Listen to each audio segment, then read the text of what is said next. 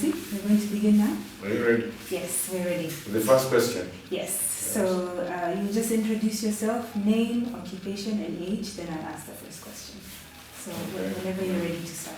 My name is Ezekiel Idwasi. I went to school first in 1939. In those days, most schools in Kenya were church-based, and therefore I started my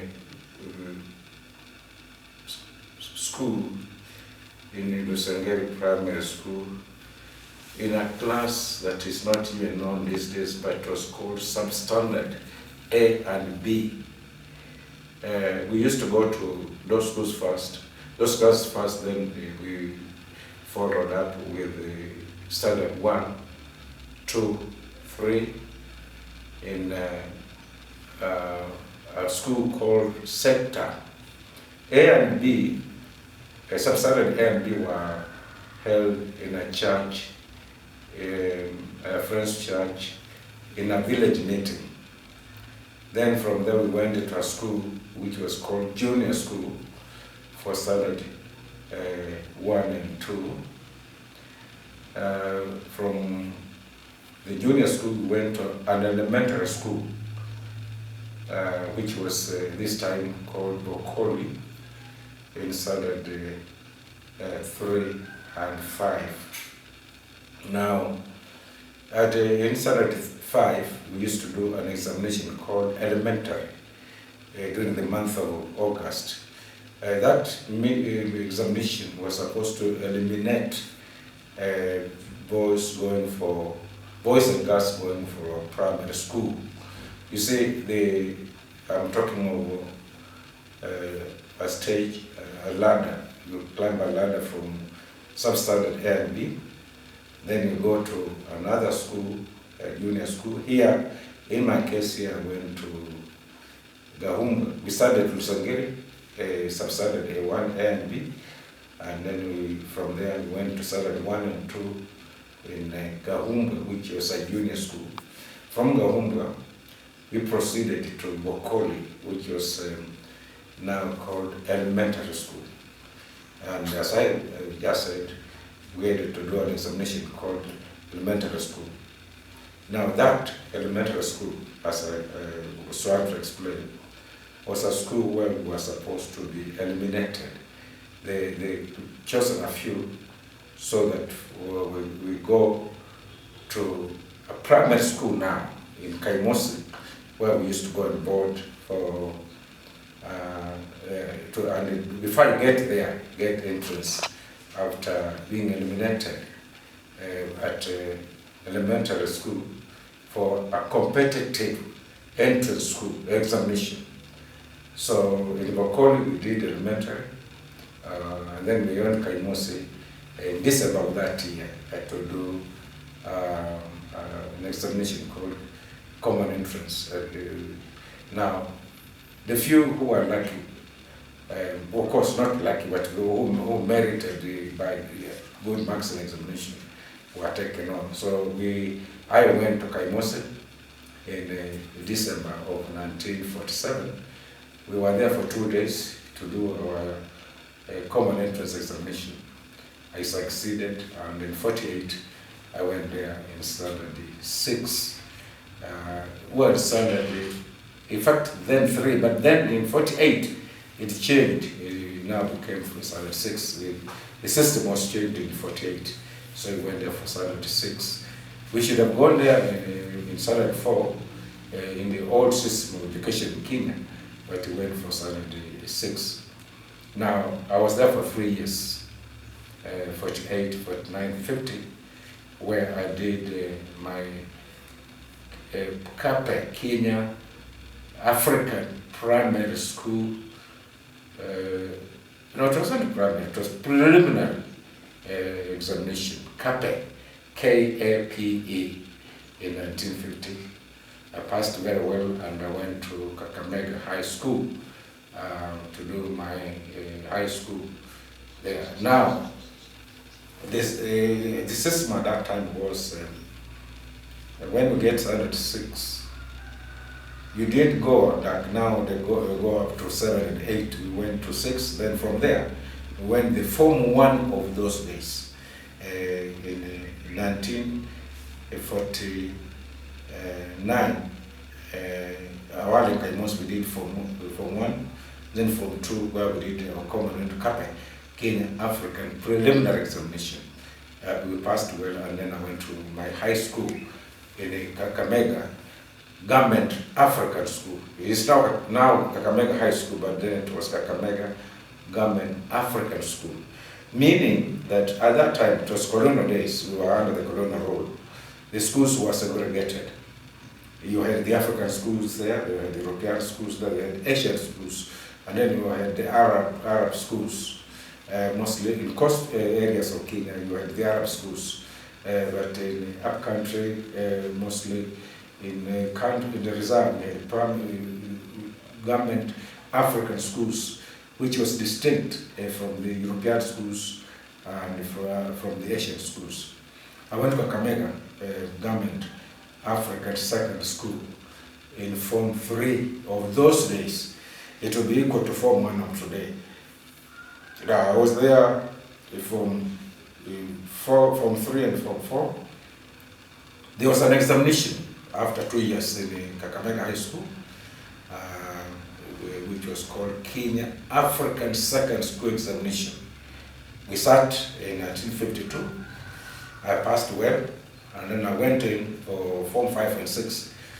Form 5 and 6, and when we get up to Form 4, Kase, it was a local examination. It was set in Nairobi, and marked in Nairobi, and marks were given. I did well in 52, and then I had to go back to Kakamega again for my Form 5 and 6, which was set on Cambridge School Certificate. We were, at that time, the syllabus now came from Cambridge University. So I did Form 5 and 6 in 53 and 54.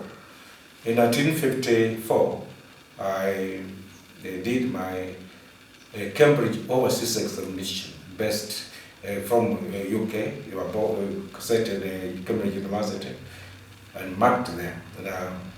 In 55, results came out in March. I passed in second division with the 5 credits. Now, I wanted to do education. In fact, I wanted to go to university, my career, but I missed a point. I needed 6 credits, but I had 5. So I chose to go to do teaching, an examination in education in Maseno college. It was there, teacher training college called Seriba. It's now, in fact, Maseno University, where Maseno University is. I went there for 2 years to train as a teacher. So in 55-6, I was in Maseno, Seriba teacher training college, where after 2 years I qualified as a teacher. In those days, our grade was called Kenya Teacher 1. Now, systems have changed, but at that time there were 4 grades of African teachers. There was T4, which was the lowest grade. Then there was the P3. There was P4, which was the lowest grade in teaching. In those days, those were primary school teachers, lower primary school teachers. Then there was the P3, which was 5 and 6 teaching. And then there was the P2, primary school teachers, but grade 2, which was called P2. But we, having Form 6 and having done an overseas examination, we qualified as a Kenya Teacher 1. So I qualified as a Kenya Teacher 1, and I was posted to teach in the Busali Union as a deputy headmaster at that time. The headmaster at that time was Mr. Luceno, and and was, in fact, that year, 57, was the first time the Africans were elected to go to the Legislative Council. So people like Mlero went to we gave them votes in the early 57. There were only 8 members of parliament at that time. The others were also Europeans and Asians. So the elections were taken in 57. And then the headmaster, after the parliament was formed, it was called Legislative Council. In fact, it's the parliament now, but then it was called the Legislative Council, or a short Legico.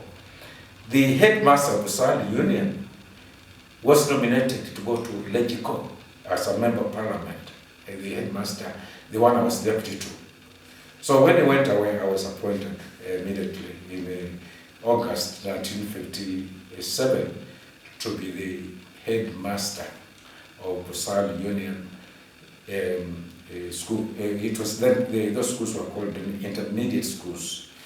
Now, I was there from 57 as a headmaster, 58, 59. Then the Friends were planning to open a school, a girls' school in Kaimosi. The principal, who was an American lady called Miss Pearl Spoon, approached me, came to my, in fact we were living here, then we were just living here. In fact, I was living in the grandfather's house. I had not built yet because I was just a year in the service. So I was still living in your grandfather, David Gwenyas, just behind the house here. He came, Miss Spoon, then Prince, we were headmistress of Kaimosi girls, came and asked me to join them in Kaimosi. So the school was a government school, the Sahel Union. That was a French school and a mission that was going to step down as a headmaster, but going to teach in a girls' school in Kaimosi. So in 1960, I went to Kaimosi. We moved in the family. Idwasi, we went to Kaimosi, lived there in the girls' school. We prepared 61. We started a girls' school in Kaimosi, a girls' second school in Kaimosi, with Miss Spoon being the headmistress, and I went there to teach English and geography. Now, I was there in 60, the whole of 60, 61.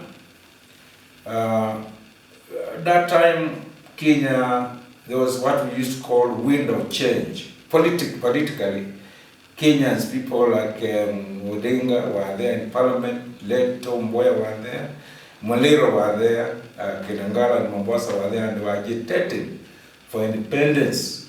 More so, Kenyatta was still a electrician. So they were now, the Europeans, the British, who are managers of this colony, the British who are managers of Kenya, were, because of wind of change, were getting worried. So they wanted Africans to, no, actually, not, they didn't advertise. I used to be very active in sports. And I used to help quite a lot. The DO, who was in Vihiga. Vihiga was just a division. Kakamega was the district. So the district officer in the Vihiga, Texas division, came and asked me, because I used to participate a lot in games, and he saw me, said, okay, we want you to go and do an interview in Kisumu, where was the provincial commissioner. We were under Nyanza, and the Kakamega was part of Nyanza. So we went to Kisumu, there was a big interview. We presided over by the provincial commissioner in August of 1961. There were very many from Nyanza, because as you start from Kisii and up to Bungoma, we went there, and I was shortlisted. Then I went to Nairobi for the final interview. I got through, and then in November, I was appointed as a district assistant, which is lower rank to a DO. So I got a letter from Nairobi that I had been appointed as a district assistant, and I had to move from Kaimosi Mission, living teaching, and go right away to Meru. I was posted to Meru in 61. In fact, I left my family in Kaimosi because they had the PC, Provincial Commission. Meru used to be in Central Province, and the PC was in Nyeri. So I had, because of the urgency, they told me to report in 48 hours.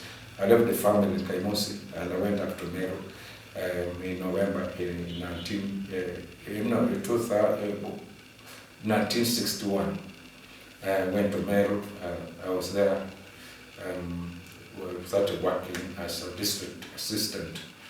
Most of the people there, in fact, most of the administrators there were British. The DC was British, the DOs were British, but we worked together. So I was in the Meru, end of 61, 62. In 63, they felt that I needed to go to train more in public administration.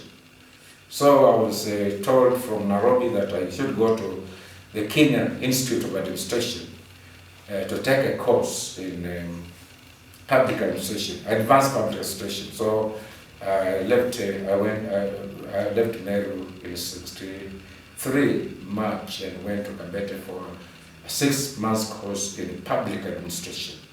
I did very well. From there, I was posted to Nanyuki, Laikipia. And in fact, it didn't take long before I was appointed. I was promoted to a full district commissioner, a district officer, while working there. So I was in I was in Nanyuki, where my Ken was born. Then from there I moved to Kapsabet. Then from there I went to Kajiado. Now as a DO, I was then a DO, promoted as a DO. And then from Kajiado, I moved to Samburu as a DO. From Samburu, I was appointed to act as a district commissioner in Kitale in 66. So I was district commissioner there acting. Didn't take long there. And at that time, Kitale was still all Wazungus. In fact, the Africans, very few Africans had bought any land there because it was a time when Wazungus were just wanting either to go or to remain. But I was there 66, then in early 67, I went to Baringo for a short while before I was confirmed in as a district commissioner in Bungoma in 67. And I was in Bungoma 67, 68 as district commissioner. Now, was there 2 years, then from there I moved to Kajiado.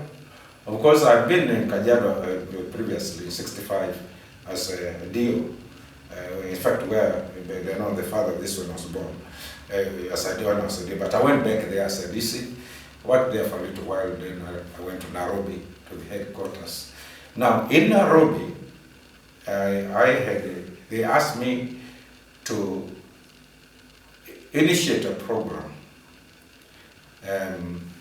which affected the herdsmen, the people, livestock people, the Maasais, the Samburus, because I had worked there. I had worked in Samburu. I had worked in Nanyuki, and a lot of farmers in Nanyuki are ranchers, they keep ranchers. And Kajiado was there as a DC. So the government asked me if I could start a project on ranches, group ranches, Maasais coming together, or Samburus coming together to be able to develop their land, because they say it is big land, but you see it lacks many things: water and grazing. Grazing when it's dry, they have. In fact, in Kajiado, when it's dry, Maasais move to Tanzania because to get grazing and water. So the government asked me, and agreed to be seconded to the Ministry of Lands and Settlement to start the project of group ranches as a registrar. Because they say, in between the DO and the DC, we had to do law for administrative officers. we had to study and do it before you, in fact, you are confirmed as a DO, you had to pass an examination called law examination for administrative officers. I had done that and finished. So I was, in fact, very competent in Maasai land and the way of living and how they look after their lives, the point of view got. And of course, while I was at this, I was appointed as a magistrate grade 1. You know, there were very few Africans at that time who were lawyers who could be appointed as magistrates. So DCs were appointed as magistrates grade 1. We used to hear cases, in fact in prison 1 even, for 3 years we were able, because I passed my law examination for administrative officers, so I was appointed, and DOs and DCs were under the old Magistrates Act appointed if they were in charge of a division, so that they could either do a remand or even just sit in the court and judge, make a judgment. And our jurisdiction was about 3 years, because they were the resident magistrates. We were magistrates, but there was another category of European lawyers and Asian lawyers who would be appointed as resident magistrates, which was a higher, and they were also professional lawyers. They had taken law university, but we were administrators, but we had to pass certain laws which applied to the Africans, the African reserves. And that's why we were appointed magistrates when we were DCs or DOs. Now, I was there, when I was appointed to be registrar of group ranches, farmers, Maasai farmers, or the Samburu, or even the Pokos. They will come together, people who know each other, who have been working, living together. They know each other because they have been communicating, grazing. You know, sometimes there are grazing patterns. Some area, a lower area, like you go to West Pokot, there's an area where there is rain and there's grazing. So they once in a dry area would move there and graze there and water their cattle there. So we had to do what we call adjudication, to mark boundaries of those big ranches where people have been grazing alternatively and mutually to form into a group ranch. It could be about 200,000 acres. Like we had some in Narok where we had even 300,000 acres, people living together, and we put them together. Members were registered by the Department of Land Adjudication, and they will form a group ranch, choose committee members, 10 people to be able to manage the farm on their behalf and be able to organize the way where there is water, grazing seasonally, so that they don't deplete the grazing. The grazing is there, the water is there, and the animals are enough to sustain. They were supposed to be viable ranches so that they are able to sustain themselves over the year, dry period and dry and wet season.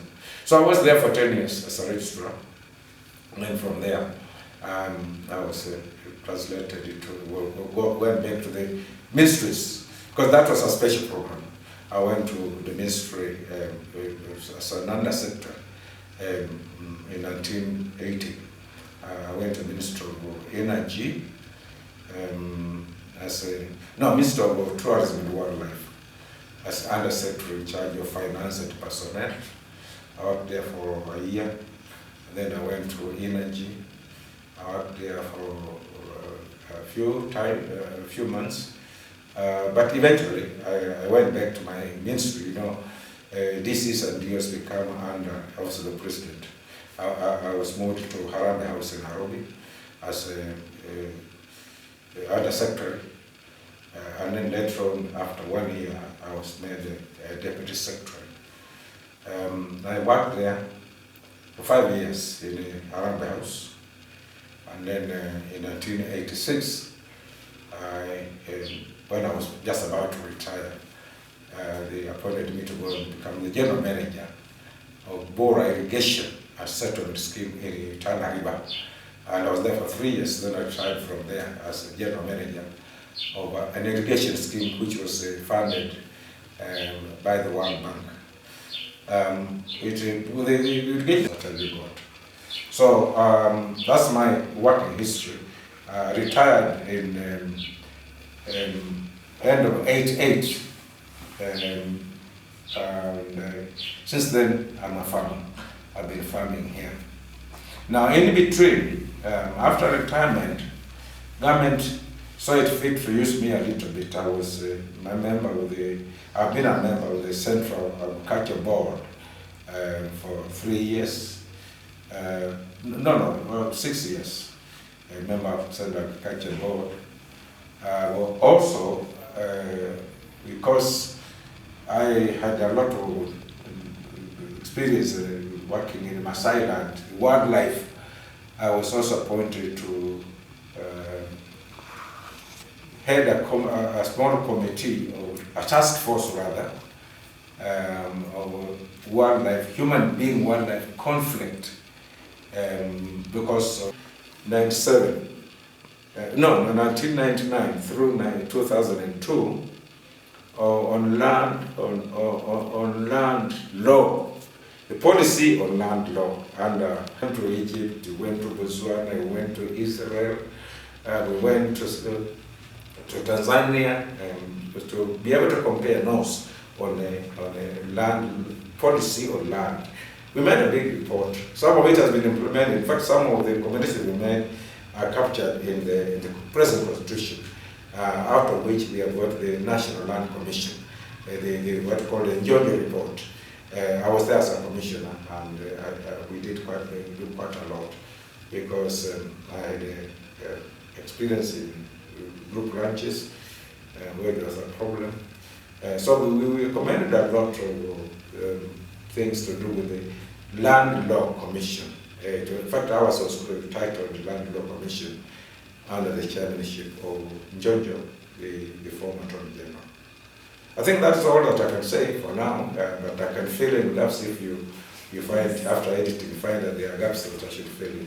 Okay, that's good. I'll ask you the next question quickly. Are you zooming into his face? So it was overheating. Yes. Can you tell me more about life in Maragoli as a child? What was it like to grow up in Maragoli as a child? Well, when we were born in the early 30s. 20, your grandfather was born in 24, I was born in 33. And those days were the very bad days of colonialism, when settlers were settling in Kenya. And so we were under real colonial rule. And in fact, if I can look at my history through the slave trade and what have you got, a lot of our fathers, you see, your grandfather would move from here with the eggs in a big box to go and feed the Boers. These Boers from, the Dutch went to South Africa. From there, they came to Kenya to settle. And here, in fact, there are Boers like in South Africa, the Dutch farmers. And a lot of them settled in Dorot and Laikipia, they like big ranches. So our old men used to go and work on those farms, and it was very bad life. Not man moving from here through Nandi on foot, not barefooted, carrying a box of eggs, sending to Kaburu there. Our fathers, your grandfather. So they were treated very badly. In fact, more or less like slaves in America, if you can read the story. But our life was a life of a third-class citizen. We were a third class. So it was miserable. I started here, when we started learning A and B, we were writing on the ground. No, nothing. When you went to a place like Gahunga for the junior, you were a slate, a piece of bow where you can write a rap. You had a rap, no book in fact, it was a slate you write and rap, like a chalk, like a blackboard, you know you can rap. And then from there. So, and we were just going, in fact, half naked. You had a small shirt, a four-cornered shirt, and barefooted. In fact, all the way up to my high school in Kakamega, there was no shoe in my leg, not even a balabalas they are wearing. So it was a life of misery, lacking. Your grandfather had to sell a cow, the only one which was here to pay fees for your grandfather. Yeah, your great-grandfather, that is. They had to sell a cow to pay fees for David Luenya. He had to sell a cow somewhere, and he was the only one. But ourselves we used to sell eggs in Doret, which was a white highland occupied by the Dutch farmers. So it was a very simple life of poverty, not much doing, but we struggled on. And in fact, what gave us really strength was your grandfather was a church elder. He went to Kaimosi, he trained there as a lay pastor and a teacher, lowest teacher. So he was teaching us here. And the only my sons, the only thing that I can give you is a pen. That's the thing he used to say all the time. When he used to come from holiday, when you were in Kaimo's boarding, he said, okay, you work hard. I have no money, I have no land. And the only thing I can give you, I can bestow to you as my children was a pen. So we struggled on under that. But to come short, it was a life of poverty, lack of many things, but we persisted. The only thing that gave us big solace was the church, which was where your great-grandfather was a teacher and also a pastor. Monday, you know those days, Monday to Friday was the church building was a school. Saturday and Sunday, it was Saturday was a like a stories you read in the slave trade in the USA. We had the same thing in Kenya. In fact, that was just as bad as the history we used to learn. So we grew up, well, of course, through the First Church, we struggled on, but back home, there wasn't very much to talk of. But we struggled.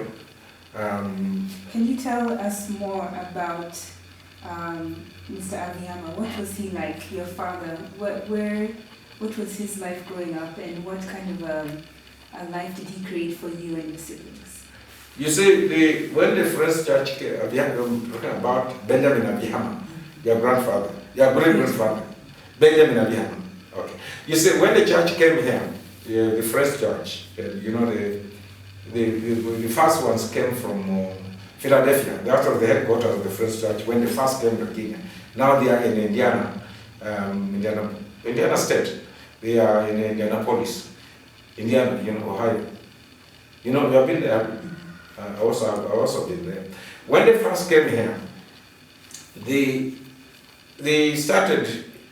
The first church in Kenya started in Maragoli, a place called Vihiga. And they came, you know, they used to think the gifts, and Nakupa Shati, there was a shirt given to induce you to come to Christ. They would go and they talk a language, and they would go and see a strong man and recommend to the DC that this becomes a chief. You know, they also contributed in the whole thing. They used to, when they went around seeing people, say, this man, if we choose him, he'll make a very good chief because he has a command.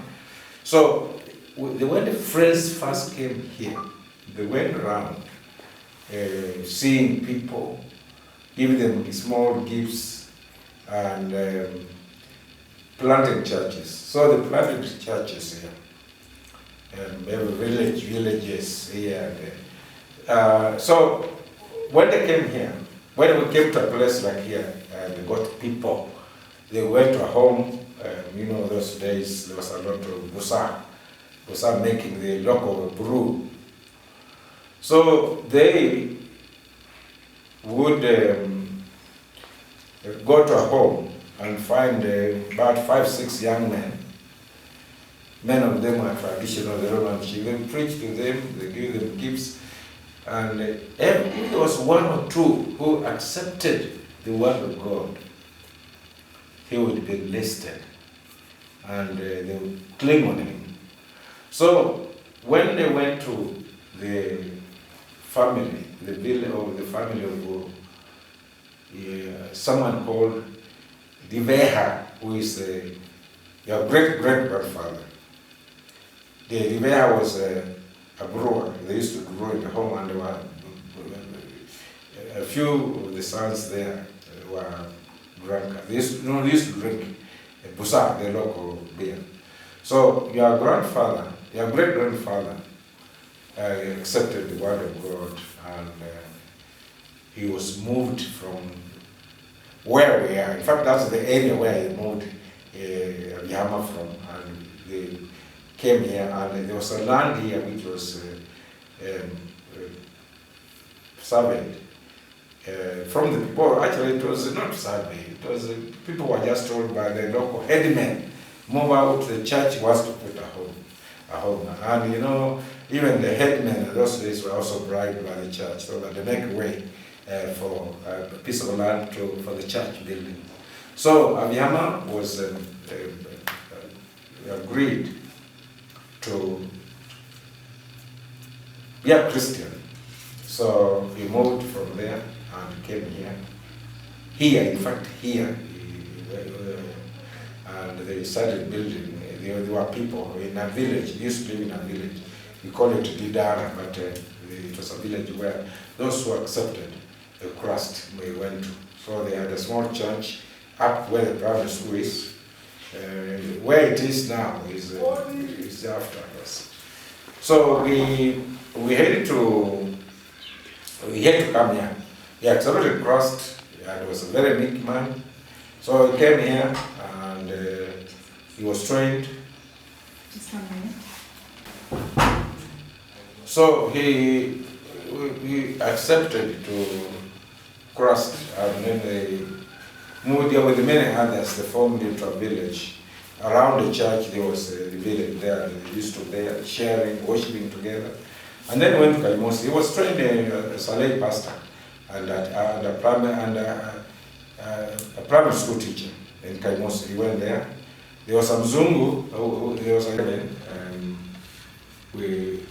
when we got independence, already I was already at this school, a deal, and with my education, we got a little treatment. But those ones who didn't go the way we went up to Cambridge School Certificate, and then up training for 2 years, and then being a headmaster and teaching in a girls' school, we were given a little treatment better. But then, when we took over from the Europeans, they were deals and what, they didn't give us good treatment. We go to an office, you are doing the same job with a European man, a young man, and you find the salaries were different, the conditions. There is an African toilet there, an Asian toilet, and a European toilet. So even in early days, there was a lot of discrimination on color. We used to call it color bar. Race and color bar. You are an office, you work doing the same thing as a district officer, and Mzungu, a young Mzungu coming up, gets a lot of money because of his color as an European. An Asian gets a higher salary, and you're better qualified than him. So there was we saw it, the way our father saw it, one part, like in my case. I saw it the way his suffering that was there. But at the end of it, when we were nearing getting independence, We were just there trying to just to give us. So go to a latrine in a town like Italy, you find Africa. I toilet for Africans. I toilet for Asians. European only. A European one has water flushing. Yours is deep. Is a pit latrine. So there was a lot of discrimination. But now we are coming up. Now coming to the present generation, there is, although there is freedom, but there is a lot of lack of discipline among the boys of today, young men, like my grandchildren here. A lot of, they don't work hard and they are indisciplined. A lot of them, the generation of today, they don't see tomorrow. They cannot invest. Even if they get money, they don't invest. They want to enjoy themselves. If you went to clubs, this 25th, you find that most of the clubs are full of young men who have young lives, young families rather. The children are there, they are not going to feed well. Wives are there, they are not going to be given good money to buy food for their children. And this man will spend about 10,000 years in a bar. Oh, this is today. In nowadays, in fact, I did a lot more, bought more land when I was still, just at independence. I have 10 acres of land near Kaimosi tea estates there, which I bought in 1959 when I was a teacher. My house here, I built in 1967, I was a DO, a DC. The scheme, land in the scheme, I have 30 acres there, I bought it when I was, and salaries then were very low. I bought it 67 when salaries were low. Although the prices were, the inflation was not there, but I had to look at the future of my children. Now the young men of today have the good money, salaries are good, but they are not saving and they are not investing. And they are carefree. And you go to many places. In fact, you go to any places, anywhere in the town, like go to Nairobi. Today, people who are drinking are young men between 24 and 39, who are supposed to be thinking with their families. They are not responsible at all. The families are there, and their mothers are struggling with the children when the men are enjoying themselves, drinking to foolishness. In fact, this is going to be a very bad holiday because it's going to be on until Sunday. So it means that there's a lot of money going to spend between now and Sunday when the holiday goes. And the young men of today, they don't plan for future. They want money, but that money is not for development. They want money to spend. They want money to buy Range Rovers, but they don't plan to have. You see, in life now, or any other time, you need what you call real estate. You need a small house for yourself, an acre, put a small house, and you grow from there. But these people, the generation of today, as a generation that is not rooted properly. Discipline is lacking, planning is not there, and they don't see tomorrow because they just say, well, maybe I'll inherit 1 or 2 acres from my father. But you see, that father had to save that money to get that 1 or 2 acres.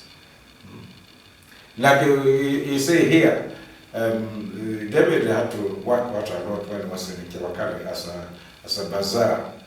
Salaries was not that high, were not that high. The Charles was at the Alliance, Morris was at Lenana, and those were very high schools. In fact, Lenana is a former European school, just like where Edward was in Nairobi school, with the former Prince of Wales. And the fees were very high. And in those days, in our days, in fact, when your fathers were in schools, there was no bursary. In fact, we used to just pay. We used to just save. You see, I used to save for my children when they were in school. I used to pay fees in December and tell the principals or bazaars, this money is for January 2016. So they will take it, so that I don't have the money in December, Christmas to spend. I used to just write checks and put a note that this money is for that. After getting the letter showing how much this is structured, just send the money, they check their money is not from their bank, so that you don't have to go to bar to drink and forget that January 4th, like next year, schools are opening on the 4th of January. People will come, the present young men who are married with children in Form 1, Form 2, those are young men who age of 35. They come and there's no fee. And yet they had the money in December and squandered it all. So the generation of today are born, in fact they are what we call uhuru, but and the salaries are very good, very high. But they are not planning, and they are not serious with the children in terms of making them well disciplined, giving them what they want, and giving them counseling. You see, counseling from father and mother is very important. You are going to say to the children and talk to them, say, well, life is what you make it, because you are in school, university. You are not learning for me, it is your life, and your life, not my life. Because the time you are messing up, if you become an alcoholic, I will not be there. But, and you know, like your great-grandfather was talking to us saying, all that I need to give you is a pen, and that meant education. In fact, you say, my children, we went through hard times ourselves, but you have a chance when you are in Kaimosi. You learn hard because there is no land anymore. And in fact, in Maragoli has not had any land. We had very little land all through and through. That's why the French Kaimosi moved from Vihiga. The first station was Vihiga. And they wanted to extend, they wanted a school, Bible school, they wanted a medical center, they wanted to train teachers, lawyers teachers, and then schools, both girls' school and boys' school. They didn't have land in Vihiga. So they had to get some young men from Philadelphia, friends to come and survey, and they got Kaimosi, which is a forest, which was used for circumcision. And then they moved from Vihiga to that place. Now that is the thing, and the young men do not want to take that. They want to live their way. They feel that they are better educated than we are. Unfortunately so. So I've told you, their great-grandfather's life was life of almost of slavery.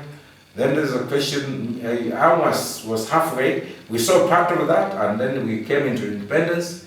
And now the young men of today, you included, seeing life, and you have the money, but what you lack is advice how to use the money to build yourself, to develop yourself, to invest in the real estate. You buy a house, you buy a piece of land, you build your house. You see, in law, generally, real estate appreciates.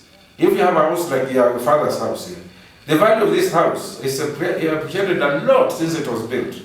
The land here where we bought here, if you want to buy it now, it will be very expensive. That's what called real estate. It appreciates every year. But if you buy a car, it depreciates. It doesn't add value. But land has value. So my last question for you is, what do you hope your legacy will be, and your family's legacy will be in the future? What do you see for, one, your family, and also for the Luya people in Western Province? What do you see as the legacy that we're leaving? The legacy is what I want to leave behind for my children and my grandchildren is good life. Life of prosperous life, not life of poverty, not a life of want. To live a good life, not too rich, not too poor, middle life. A house, a good education, a good house, a good family. People should dress well, should eat well, and they should have a good relationship with their neighbors. You see, we were wishing, in fact, we wish you well. You see, you know, I don't know what the others say or what they think. My conviction is, you people, when you live well, I'm happy, and I want to leave that legacy of happiness among my children, my grandchildren, and my relatives. Avihama life, Avihama family. Life properly. You should be able to invest now, any money you get, the dollars you get, invest in a real estate. Buying a car, big car Mercedes, doesn't add value at all. It may add you prestige. Bentley car in America is okay, but it's for the rich ones, the very rich ones like a Trump, the president to be. But then the point is, the legacy I want to leave is a very happy family, settled properly, a nice house like this one. When you come here, you see, we are happy. People are enjoying beer, but it's not there. We are enjoying it. We are enjoying beauty. You see, the value, what they call infinite value of anything, life that you can't count the value. You can't count it. Life of this steady life with a good family, and that when you die, although people forget you according to the Ecclesiastics, but you leave a legacy of people saying, okay, this man was a good man, he did this good thing, good that thing. But for the family, immediate family of Bihama, what I want you to work hard in your schools, in whatever work you are doing, and invest in real estate. Have a small house. You don't need a big house, but one or two bedrooms, well equipped, eco power, and then you eat well, and so that when you retire, like I retired 27 years ago, you don't go begging. You have at least something to go back to, and that's the legacy I want. Good life, and to remember that we are there, which is good, because you see, I don't go naked, I don't go without any food I want, because you are there. And my children, you, David's children, you take care of me, and that's the kind of legacy. And the relationship between you people together. The children, the offspring of Abiyama, the lineage of Abiyama, should not be people who want, or people who will indulge in bad practices. So that's the legacy, that we need to live a good life. A life of good home. Say, oh, this is Luenya's place. It's Luenya's son of Abiyama. This is Idwasi's place. Idwasi's son of Abiyama. And Kennedy there. There is Charles Samuels, there is Morris. They live good life in Kenya and good life in America. And their children are good, very well educated, and they do good work, and they've invested well for the future. You don't have to invest well to say that you want to get millions of shillings. Moderate, just money to make you live well, not to want. Go have a good, small, a very nice car, a Ford, American Ford, or a BMW if you have the little money. And but you buy that when you know that you live in a good house and that you are secure in your place of employment, and that you become a good model for the others. So they say, okay, I wish I live that life. People say, people are talking about that. So we say we need people well behaved, people who will show humility, good respect, and eventually people say that, yeah, this is a good daughter who was brought up well, disciplined, what have you got. So the legacy we need is very positive, to enhance the name of Abiyama. Abiyama did well, although he struggled from his side, but he brought up people, men, like Idwasi who are deceased. Am I through? Yes. Actually, one second, the battery is about to die. Pardon? The battery is about to die. So you can just wrap up as we begin. No, what else I can say is this, that Your great-grandfather, Abihama, who is the subject, was a meek man, but lived a very, very good life. Simple life, but very meek, very Christian life.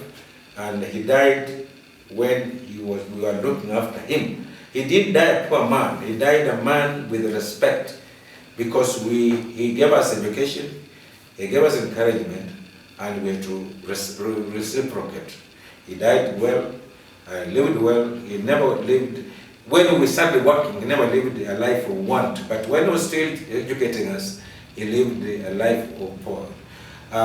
We can come and say, sons of Abihama, and we've done well. We've educated your grandfathers. Your father was educated at a very high school, a school where Wazungus were. In fact, in the colonial days, no African will go to Lenana, even an Indian. No African will go to Nairobi school, where Edward was. So we copied from your grandfather, your great-grandfather, your grandfather rather, to bring up this. And we need that you people, our offspring now, you people should be able to work hard so that you are able to uphold, to uplift the name of Yama, so that the history can continue to be. And we wish you the best of luck. In fact, every morning I wake up, I pray for all of you. Because you see, you live among the world. The Bible says the Gentiles who are non-Jews. You live among the world, like in America where you are, you have seen there. You live among people of all beliefs. Some of them are negative beliefs, but you live among them. So we pray for you that you live well and happily. And if you live happily and you plan what you want to do, then we are happy and our souls become very happy. So we wish you well, you people here, my grandchildren, and work hard. You see, working hard is just getting disciplined. You need to discipline yourself. There is, you see, this question of money I'm talking about. Money is an evil. There is no time you say that money is enough. It is never enough. But what you have at a given moment in time, use it properly. Plan it, budget it so that you use it. But invest a little bit in real estate so that tomorrow you don't regret that I wish I had done it. I think that is what the last word. Work hard, be disciplined, and set good examples. Thank you. Thank you very much. Yeah.